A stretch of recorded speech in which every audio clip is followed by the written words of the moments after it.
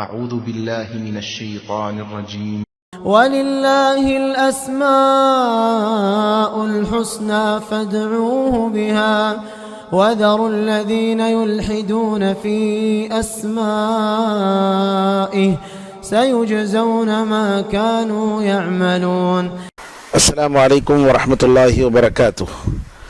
الحمد للہ رب العالمین والصلاة والسلام على سید الانبیاء والمرسلین نبینا محمد وعلى آلہ وصحبہ اجمعین ومن تبعہم بإحسان الی یوم الدین.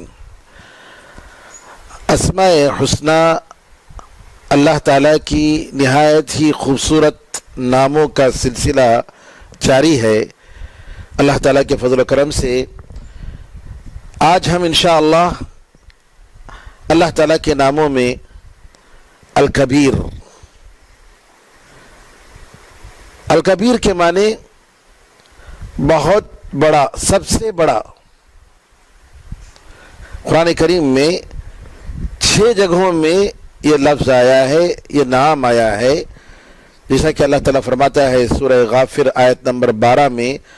فَالْحُكْمُ لِلَّهِ الْعَلِيِّ الْكَبِيرِ. حکم تو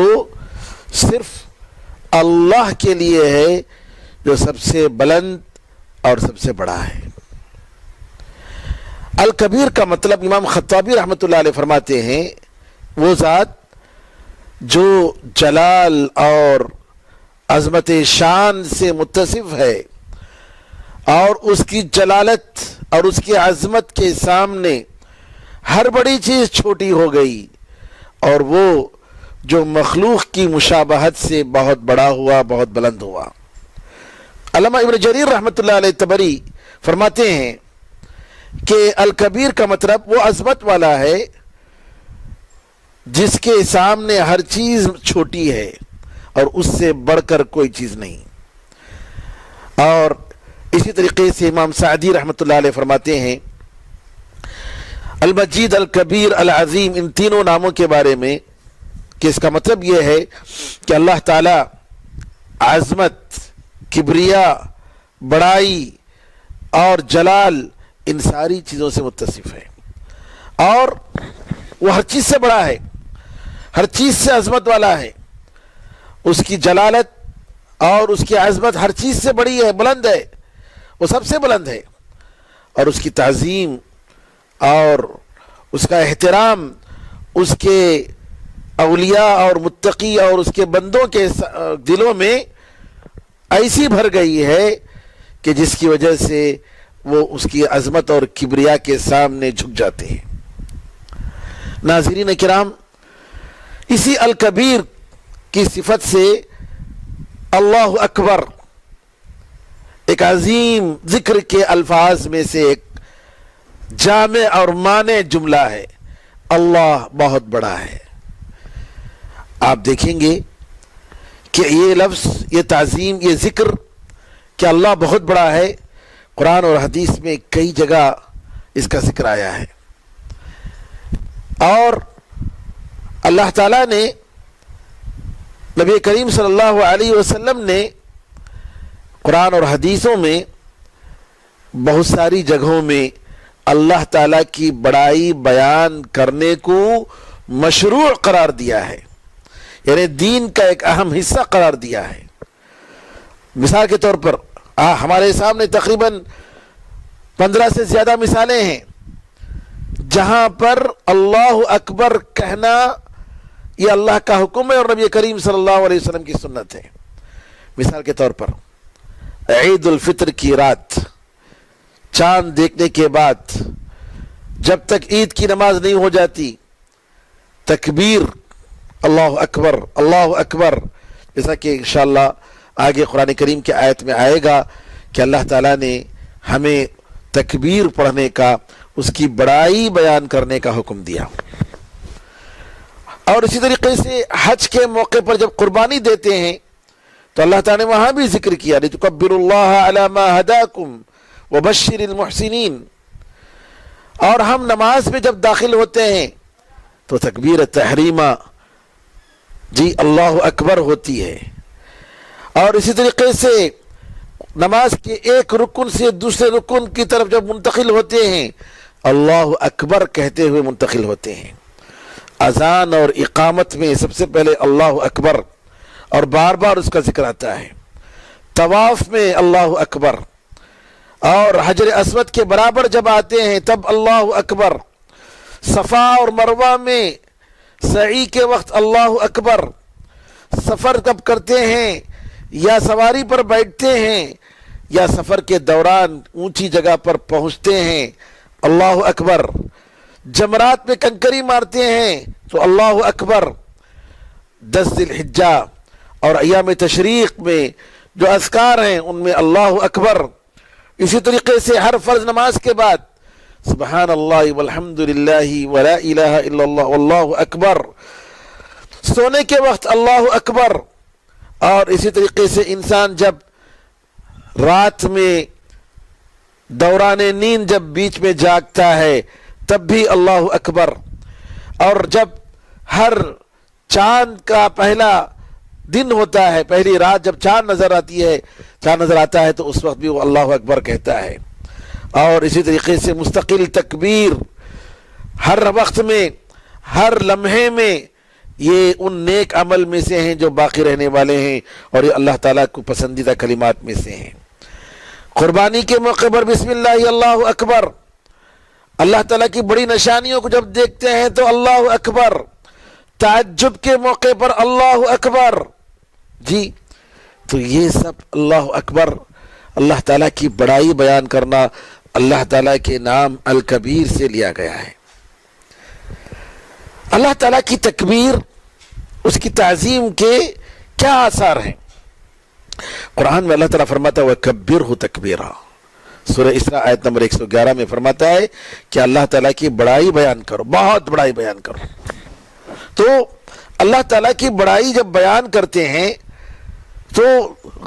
قرآن کریم میں اور حدیثوں میں جو ہم نے ذکر کی تقریباً 17 جگہوں میں کہ جہاں پر اللہ اکبر کہنا مشروع ہے، آپ غور کریں گے یا تو وہ کسی عبادت کے شروع میں ہے یا عبادت کے بعد ہے یا بڑے جگہوں میں جہاں پر لوگ جمع ہوتے ہیں، جی وہاں پر حج کے موقع پر، یا کسی انسان یا جن کے شیطان کے موجودگی میں اللہ اکبر خریبت خیبر، نبی کریم صلی اللہ علیہ وسلم نے جنگ خیبر کے موقع پر فرمایا اللہ اکبر، یہودیوں کو دیکھ کر خیبر برباد ہو گئے۔ اور اسی طریقے سے اللہ تعالیٰ کی نشانی جب دیکھتے ہیں تو اللہ اکبر کہتے ہیں۔ علامہ ابن تیمیہ رحمۃ اللہ علیہ فرماتے ہیں ان جگہوں میں اللہ اکبر کہنے کو کیوں مشروع قرار دیا گیا، کیوں شریعت نے اس کو رکھا، کیوں؟ فرماتے ہیں کہ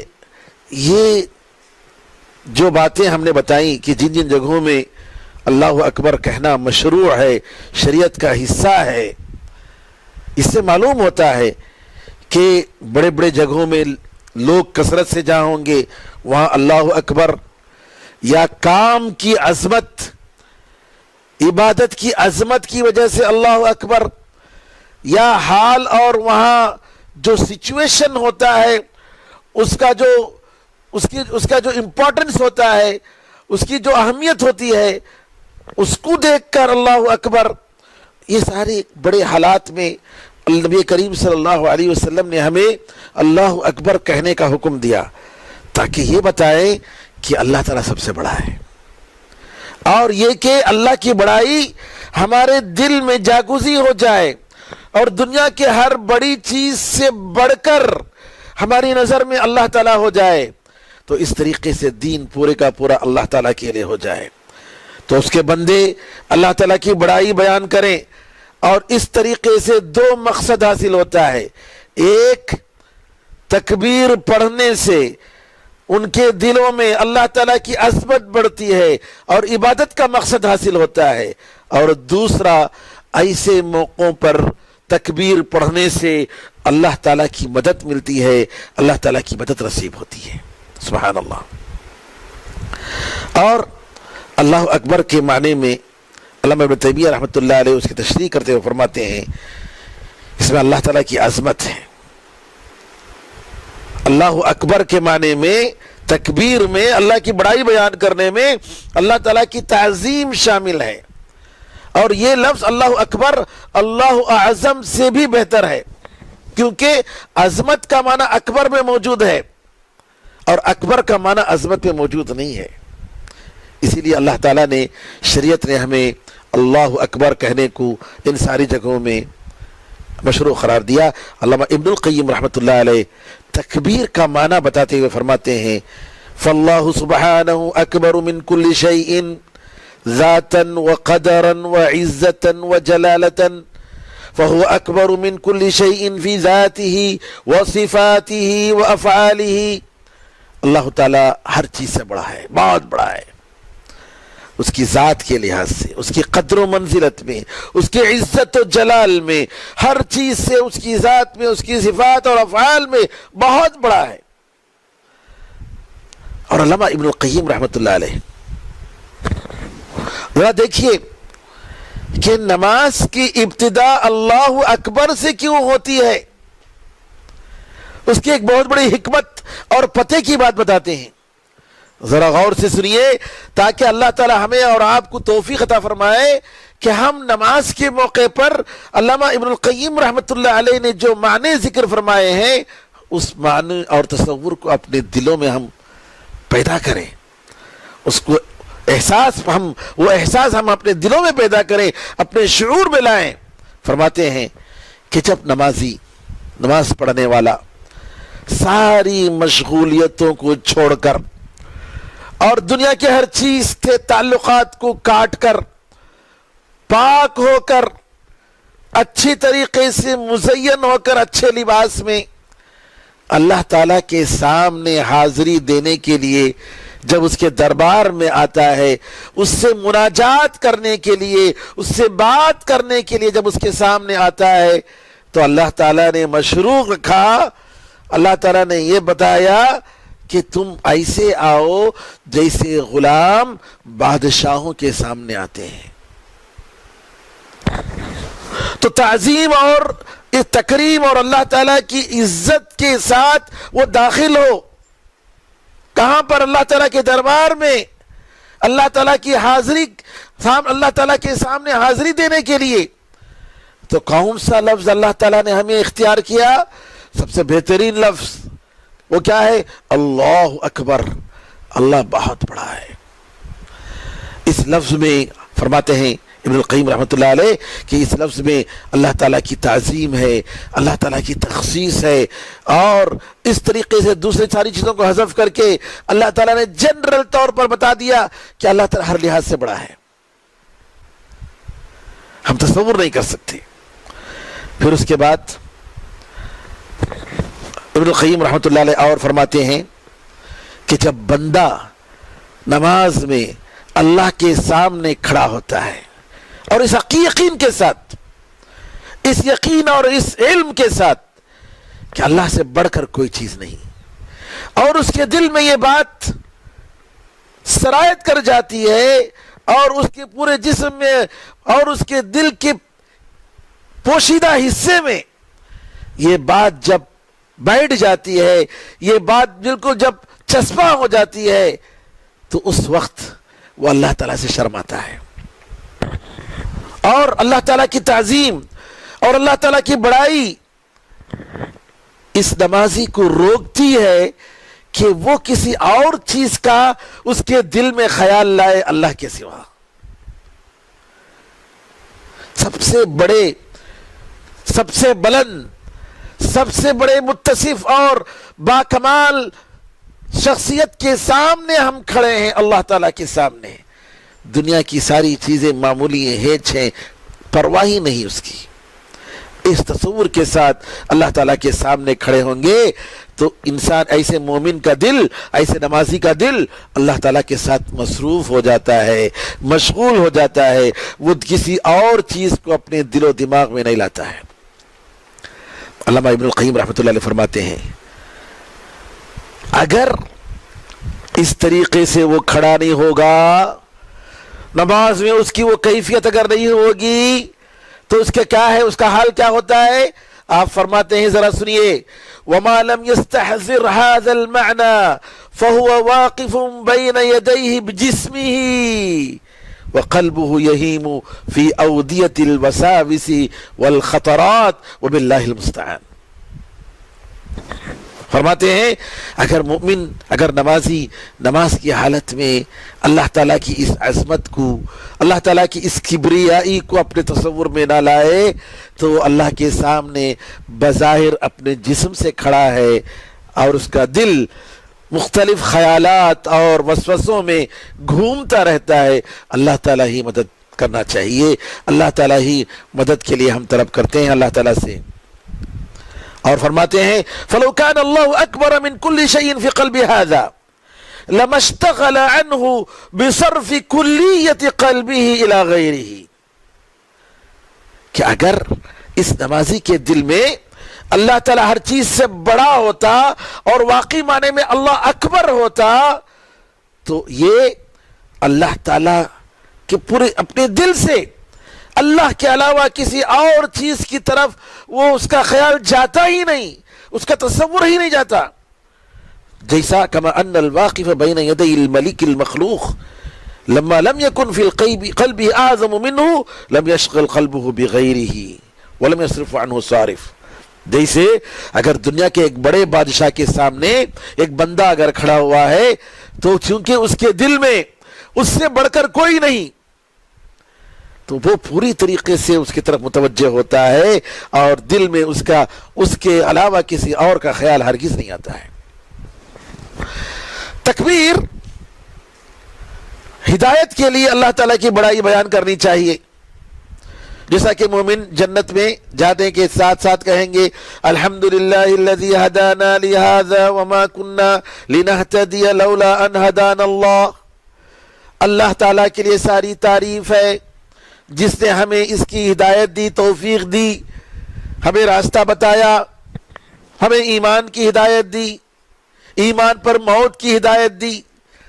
اور اگر اللہ تعالیٰ کی ہدایت نہیں ہوتی تو ہم ہرگز ہدایت پانے والوں میں نہیں ہوتے. تو دو جگہوں میں ہدایت کی نعمت کا ذکر کر کے اللہ تعالیٰ نے اللہ تعالیٰ کی تکبیر، اللہ کی بڑائی بیان کرنے کا حکم دیا. ایک تو روزوں کے ختم ہونے کے بعد جب روزے مکمل کر لیتے ہیں اللہ تعالیٰ سورہ بقرہ آیت نمبر 185 میں فرماتا ہے وَلِتُكْمِلُوا الْعِدَّةَ وَلِتُكَبِّرُوا اللَّهَ عَلَى مَا هَدَاكُمْ. تاکہ تم رمضان کے ان روزوں کی گنتی پوری کرو اور اللہ تعالیٰ کی بڑائی بیان کرو کہ اللہ تعالیٰ نے تمہیں ہدایت دی. وَلَعَلَّكُمْ تَشْكُرُونَ، اور تاکہ تم اس کا شکر ادا کرو. اکثر مفسرین نے اس آیت سے دلیل نکالا کہ جو ہے شوال کا چاند دیکھنے کے بعد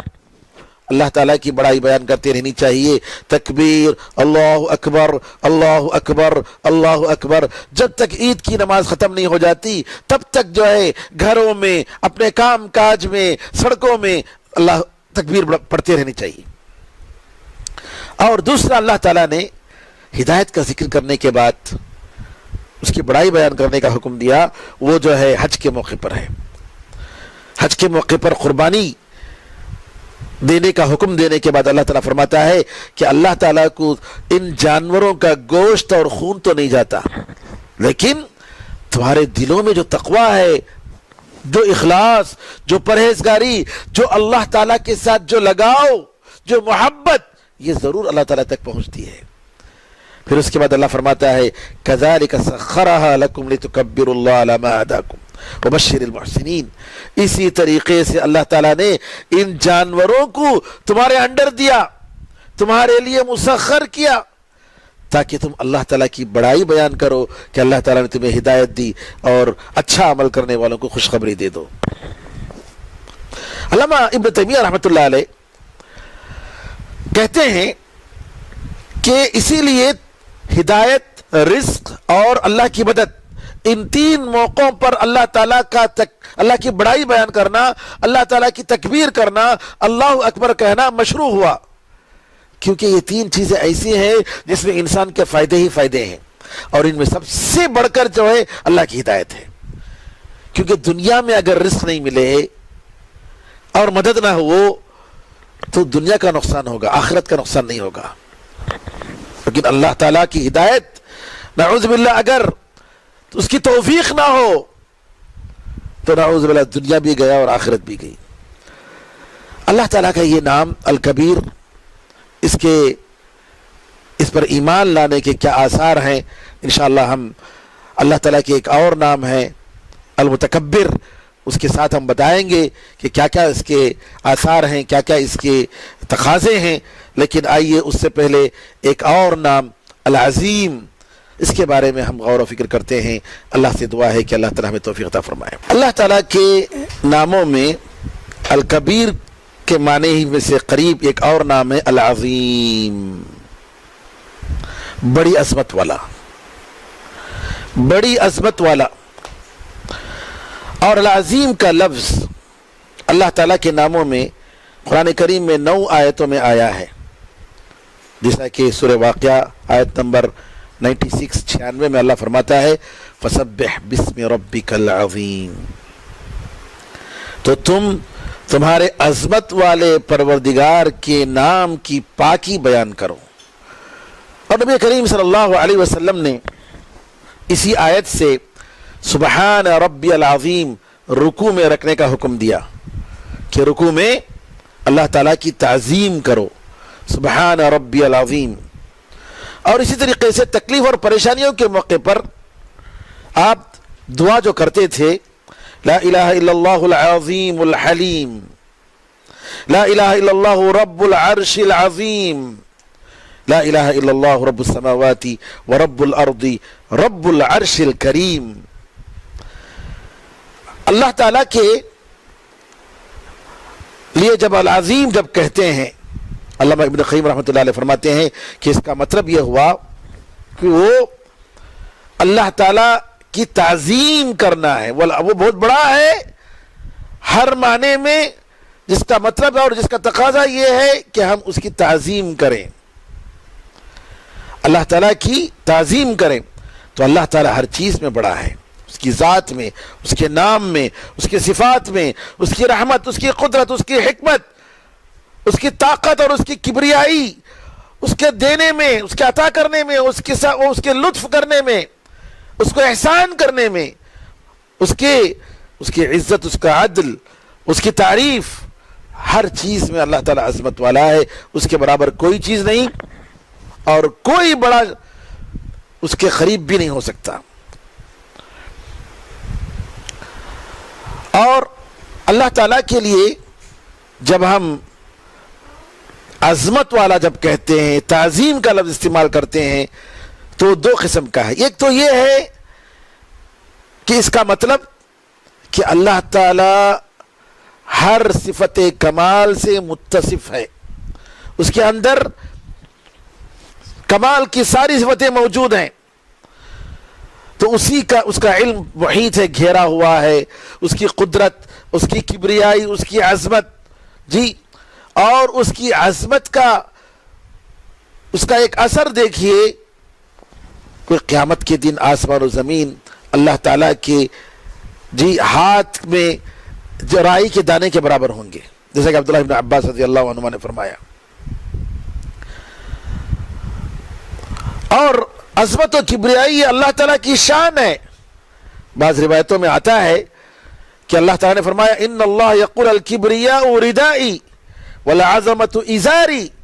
فمن نازعنی واحدا منہما عذبتہ۔ حدیث قدسی میں ہے کہ کبریاء یہ میرا چادر ہے اور عظمت یہ میرا ازار ہے، اور اگر کوئی مجھ سے چھیننے کی کوشش کیا تو میں اس کو برباد کر دوں گا، میں اس کو عذاب دوں گا۔ تو یہ اب عظمت و کبریائی کا اندازہ کوئی نہیں لگا سکتا۔ تو یہ تو ایک معنی ہوا، جب اللہ تعالیٰ کے لیے ہم عظمت کا لفظ، عظمت کی صفت ہم دیتے ہیں، العظیم کہتے ہیں، تو اس کا مطلب یہ ہوا کہ اللہ تعالیٰ اپنے آپ میں ہر لحاظ سے بڑا ہے، دنیا کی کوئی چیز اس کے سامنے کوئی حیثیت نہیں۔ اور دوسرا معنی، جب اللہ تعالیٰ کے لیے ہم العظیم کہتے ہیں تو اس کا مطلب یہ ہے کہ ہم اللہ تعالیٰ کے بندے اللہ تعالیٰ کی تعظیم کریں، اپنے دلوں سے، اپنے اعضاء سے، اپنی زبان سے. اور وہ کیسے؟ سب سے پہلے اللہ تعالیٰ کو پہچاننے کی کوشش کریں، جیسا کہ اسماء حسنہ کی یہ دروس اللہ تعالیٰ کی پہچان کے انشاءاللہ سبب بنیں گے. اور اس کے ساتھ ساتھ اللہ تعالیٰ سے محبت، اور اللہ تعالیٰ کے سامنے عاجزی اور انکساری، اور اللہ تعالیٰ کے لیے سامنے بالکل خشوع و خضوع کے ساتھ رہنا، اس سے ڈرنا، اللہ تعالیٰ کے لیے تعریف کرتے رہنا، اور اپنے اعضاء کے ذریعے اللہ تعالیٰ کا شکر بجا لانا، اس کی بندگی بہتر طریقے سے کرنا، یہ ساری چیزیں شامل ہیں. اللہ تعالیٰ کی تعظیم میں یہ داخل ہے کہ اللہ تعالیٰ کا تقوی اختیار کیا جائے، اللہ کی اطاعت کی جائے اور اس کی نافرمانی نہ کی جائے، اس کو ہمیشہ یاد کیا جائے، اس کو بھولا نہ جائے، اس کو شکر کیا جائے، اس کی ناشکری نہ کی جائے. اللہ تعالیٰ کی تعظیم میں یہ داخل ہے کہ اللہ تعالیٰ نے جن چیزوں کو حرام قرار دیا ان چیزوں کو حرام قرار دیں. جن کو اللہ تعالیٰ نے محترم عزت والا بنایا، چاہے وہ جگہ کی ہو یا زمان اوقات کی ہو، ان کی عزت کی جائے، ان کو محترم سمجھا جائے. جیسا کہ اللہ فرماتا ہے ذَلِكَ وَمَن يُعَظِّمْ شَعَائِرَ اللَّهِ فَإِنَّهَا مِن تَقْوَى الْقُلُوبِ، کہ جو شخص اللہ تعالیٰ کی محترم چیزوں کی تعظیم کرے گا تو یہ دلوں کے تقوی کی علامت ہے. اور اللہ تعالیٰ کی تعظیم میں یہ داخل ہے کہ اللہ نے جو بھی پیدا کیا ہے، جو بھی اس نے شریعت میں مقرر کیا ہے، اس پر اعتراض نہ کیا جائے. اللہ کی تعظیم میں یہ داخل ہے کہ اللہ تعالیٰ کی عظمت، اس کے مخلوقات کی عظمت میں غور و فکر کریں، اور کتنی دقت کے ساتھ اللہ نے اس کائنات کو بنایا، اس انسان کو بنایا، غور و فکر کریں. اور کیسے اللہ تعالیٰ ظالموں کو ختم کر دیتا ہے، تکبر کرنے والوں کے تکبر کو ملیا میٹ کر دیتا ہے. اس کے ذریعے اس کی عظمت کو ہم سوچیں. اللہ تعالیٰ کے اس عظیم نام العظیم پر ایمان لانے کا تقاضا یہ ہے کہ ہم اللہ کے سامنے بالکل عاجز ہو جائیں، اس کی عظمت، اس کی طاقت، اس کی محبت اور اس کی وحدانیت کے سامنے ہم بالکل عاجز ہو جائیں. اسی لیے نماز، جو کہ اس کے پورے ارکان اور واجبات، یہ سب اللہ تعالیٰ کے سامنے عاجزی کو اظہار کرنا ہے، اپنے آپ کو ذلیل سمجھ کر اللہ کے سامنے اپنی ذلت کو بتانا ہے. اے اللہ، میں تیرے سامنے ذلیل انسان ہوں. اے اللہ، میں تیرے سامنے بالکل عاجز انسان ہوں. اے اللہ، میں تیرے سامنے بالکل معمولی ہوں، اور میں اپنی عاجزی کو، اپنی انکسار کو، اپنی ذلت کا میں اظہار کرتا ہوں، تیری وحدانیت کا اقرار کرتا ہوں. علامہ ابن القیم رحمۃ اللہ علیہ نماز میں رکوع کی حالت میں بندہ جو ہوتا ہے اس کا ذکر کرتے ہوئے فرماتے ہیں کہ بندہ اپنی پیٹھ کو جھکا کر اللہ کی عظمت کے لیے اس کے سامنے جھک کر، اس کی عزت کے سامنے اپنے آپ کو ذلیل کر کے، اس کی طاقت کے سامنے اپنی ساری حیثیت کی حقیقت کو ختم کر کے اللہ تعالیٰ کی تعریف کرتا ہے. سبحان ربی العظیم، اللہ تعالیٰ کی پاکی بیان کرتا ہے. اور اس لیے اس کا سر جھکا ہوا ہوتا ہے، اس کی پیٹھ جھکی ہوئی ہوتی ہے، اس کا پروردگار اس کے اوپر ہے، اس کی ذلت اور اس کی رسوائی اور اس کی عاجزی اور انکسار کو وہ دیکھتا ہے، اس کے کلام کو سنتا ہے. تو یہ رکوع ایک بہت بڑا عظیم رکن ہے اس نماز کا، جیسا کہ اللہ نبی کریم صلی اللہ علیہ وسلم نے فرمایا کہ رکوع میں تم اپنے رب کی تعظیم کرو، اس کی بڑائی بیان کرو. اللہ تعالیٰ کی تعظیم میں سب سے پہلے یہ داخل ہے کہ اللہ تعالیٰ سے، اللہ کے ساتھ کسی کو شریک نہ ٹھہرایا جائے، اور اللہ تعالیٰ کے اسماء و صفات پر جو کچھ اللہ نے بتایا ہے، نبی کریم صلی اللہ علیہ وسلم نے بتایا، جیسے بتایا ہے ویسے سمجھا جائے، غلط تعبیر نہ کی جائے، اس کے حکم کو مقدم کیا جائے، اور رسول اللہ صلی اللہ علیہ وسلم کی سنت پر کسی اور کو ترجیح نہ دی جائے. اور اسی طریقے سے اللہ تعالیٰ کے جتنے محترم مقامات ہیں، زمانے ہیں، جتنی عبادتیں ہیں، سب کی تعظیم کی جائے، اور اللہ تعالیٰ نے جن چیزوں کو روکا ہے اس سے رکا جائے، ان کو حرام سمجھا جائے، اور اس کے قریب ہونے کو بہت بڑا خطرہ اور گناہ سمجھا جائے. اور اللہ تعالیٰ کے احکام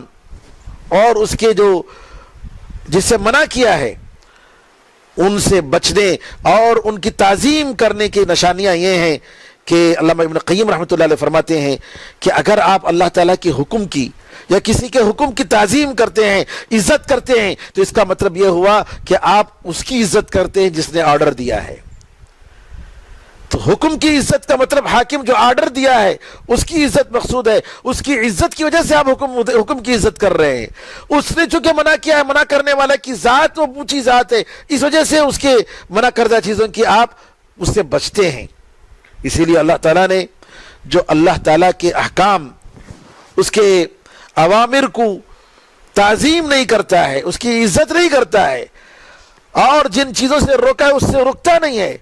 اللہ تعالیٰ نے فرمایا ما لکم لا ترجون للہ وقارا، سورہ نوح آیت نمبر 13 میں، تمہیں کیا ہو گیا ہے کہ اللہ تعالیٰ کی برتری کا تم عقیدہ نہیں رکھتے ہو، اللہ تعالیٰ کی عزت کا تمہیں کوئی احساس نہیں ہے، کوئی شعور نہیں ہے، یعنی اللہ تعالیٰ کی عظمت،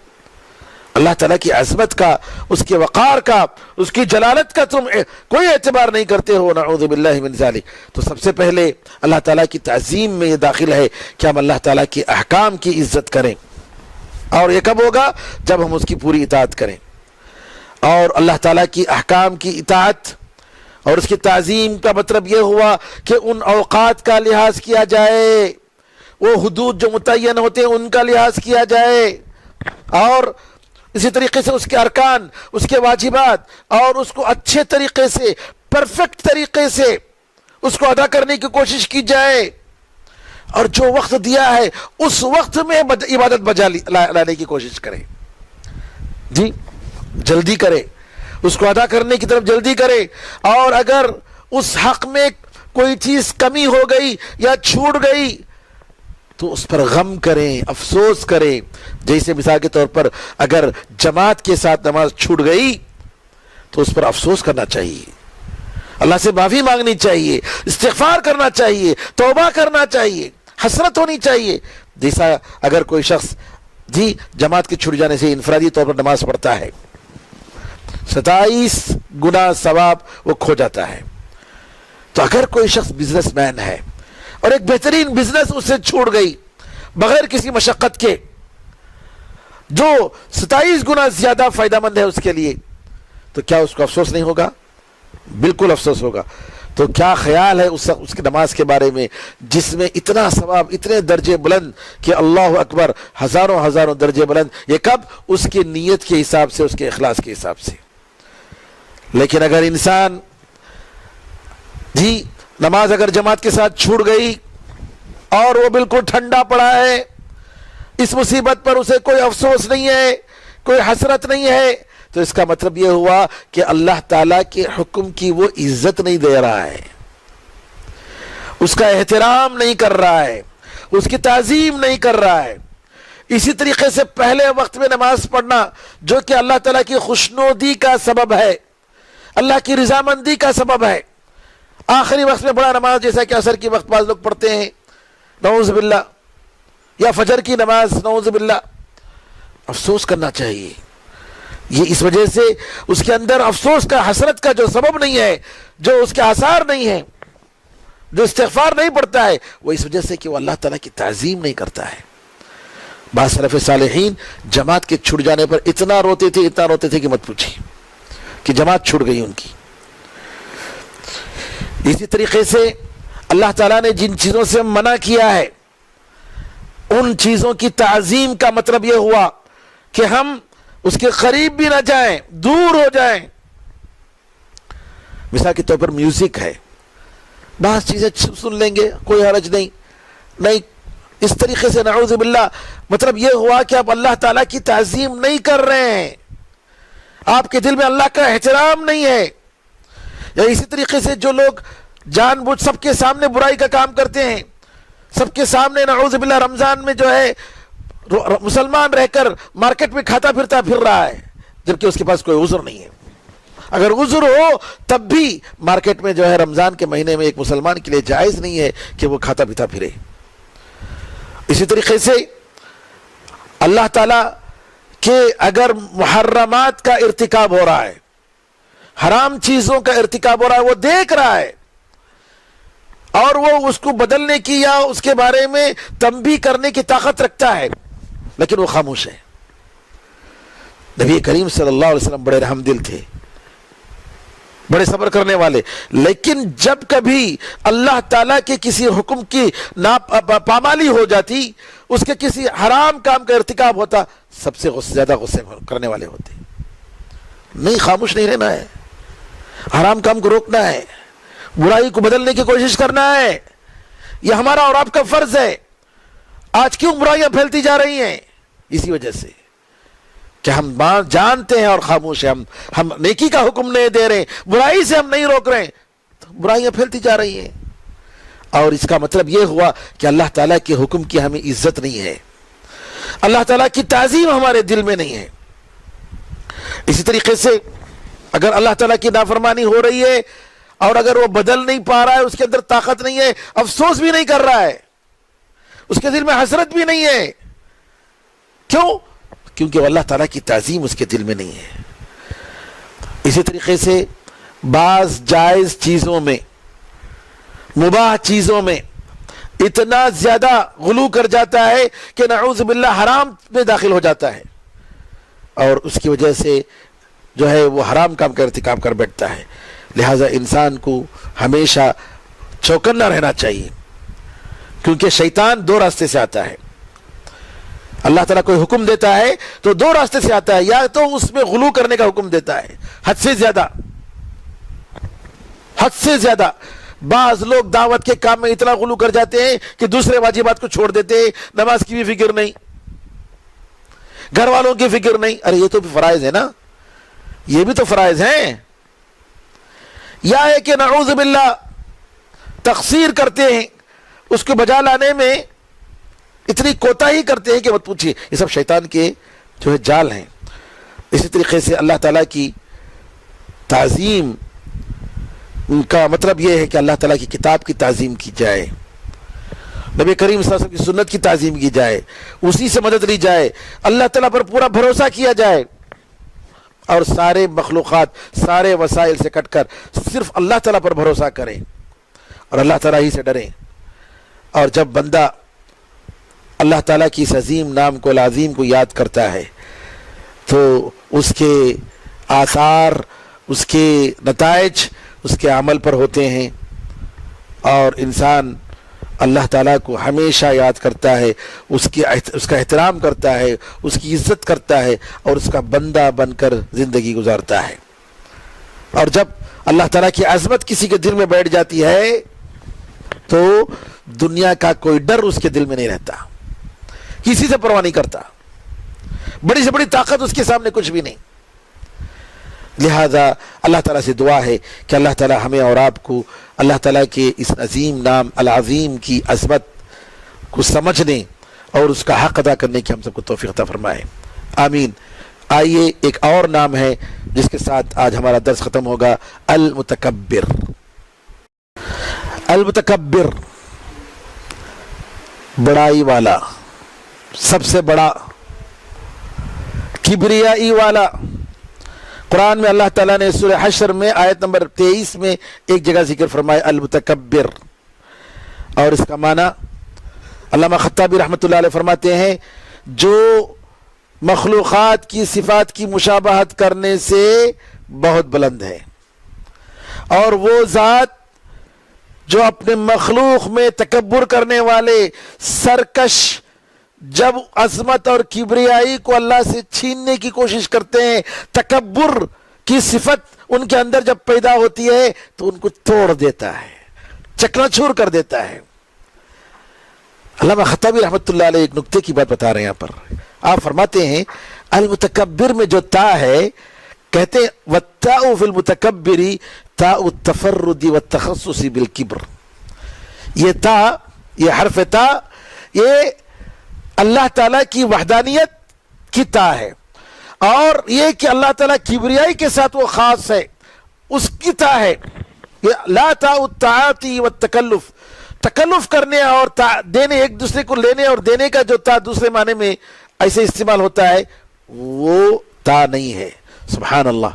ناظرین کرام، میں آپ کو مشورہ دوں گا کہ اگر آپ دین کا مزہ چاہتے ہیں، آپ قرآن اور حدیث کا جو ایسنس ہے وہ اگر آپ نچوڑ اگر آپ چاہتے ہیں، اگر آپ اس کی گہرائی کو پہنچنا چاہتے ہیں، تو آپ کو عربی زبان سیکھنی چاہیے. واللہ بہترین زبان ہے. آپ کو مزہ آئے گا قرآن پڑھتے ہوئے.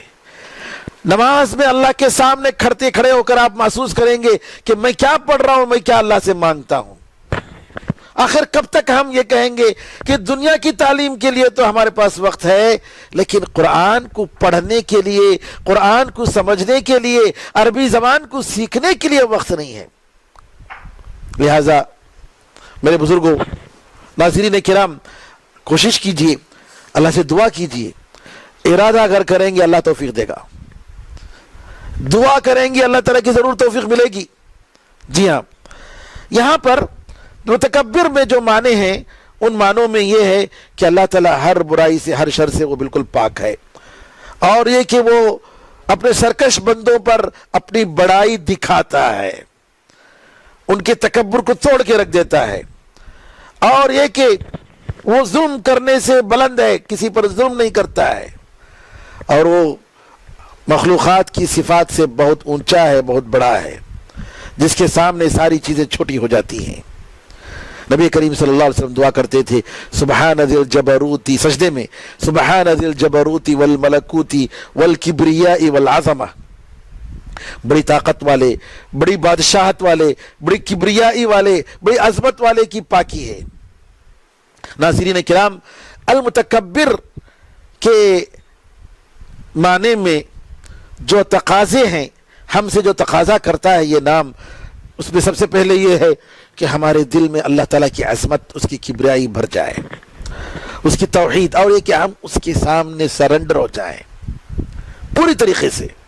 اس کی ساری باتوں کو ہم سنیں، اور اسی طریقے سے بندوں کے ساتھ تکبر نہ کریں. نبی کریم صلی اللہ علیہ وسلم فرماتے ہیں ان اللہ اوحا الی ان تواضعوا، اللہ تعالیٰ نے مجھ پر وحی کی، میری طرف وحی کی کہ تم تواضع اختیار کرو، عاجزی اختیار کرو، حتی لا یفخر احد علی احد ولا یبغی احد علی احد، حتیٰ کہ کوئی کسی پر فخر نہ کرے، کوئی کسی پر تکبر نہ کرے. تواضع، دین میں تواضع، دین کے لیے تواضع. علامہ ابن قیم رحمۃ اللہ علیہ فرماتے ہیں کہ دین کے سامنے اپنے آپ کو عاجز کرنے کا مطلب یہ ہے، تواضع اختیار کرنے کا مطلب یہ ہے کہ ہم دین کی کسی بات کو رد نہ کریں، چاہے وہ ہمارے ذوق کے خلاف ہو، چاہے وہ ہماری سیاست کے خلاف ہو، ہمارے کسی بڑے کے عقل کے خلاف ہو، فتوے کے خلاف ہو، کچھ بھی ہو، عادات و اطوار کے خلاف ہو. دین کے لیے تواضع، اللہ کے حکم کے لیے تواضع اور عاجزی کا مطلب یہ ہے کہ ہم اپنے سر تسلیم کو خم کر دیں، قبول کریں. جی ہاں، اور اسی طریقے سے المتکبر کا تقاضا یہ ہے، المتکبر پر ایمان لانے کا تقاضا یہ ہے کہ ہم اللہ سے ڈریں، اس سے حیا کریں، اور یہ کہ اللہ تعالیٰ ہر سرکش کو، دنیا کے ہر ظالم و جابر، ہر فرعون و ابو جہل کو ختم کر کے رہے گا. بے شمار مثالیں ہیں اللہ تعالیٰ نے قرآن میں بتائی ہیں. جی، اور ابن القیم رحمۃ اللہ علیہ فرماتے ہیں کہ اللہ تعالیٰ الجبار، بڑی زبردست طاقت والا کو، الجبار کو العزیز اور متکبر کے ساتھ ذکر کرتا ہے، اور یہ تینوں ناموں میں ایک دوسرے کا معنی موجود ہے.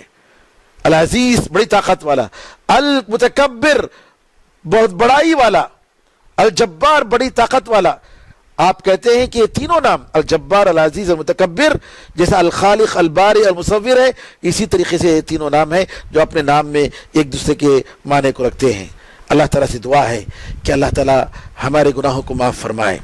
ہماری ان نشستوں کو اللہ تعالیٰ قیامت کے دن ہمارے نیک عمل کے ترازو میں رکھے. اللہ تعالیٰ اپنے فضل و کرم سے اللہ قبول فرمائے، اس عمل کو اللہ تعالیٰ اس کے لیے خالص کرے، ہر قسم کی ریاکاری، ہر قسم کی نام و نمود سے اللہ تعالیٰ بچائے. اللہ تعالیٰ اپنے فضل و کرم سے جی اس کو شرف قبولیت سے نوازے. آمین یا ارحم الراحمین. الحمدللہ رب العالمین، وصلی اللہ وسلم علی نبینا محمد وعلی آلہ وصحبہ اجمعین. والسلام علیکم ورحمۃ اللہ. اللہ وبرکاتہ. سبحانک اللہم وبحمدک اشہد ان لا الہ الا انت استغفرک.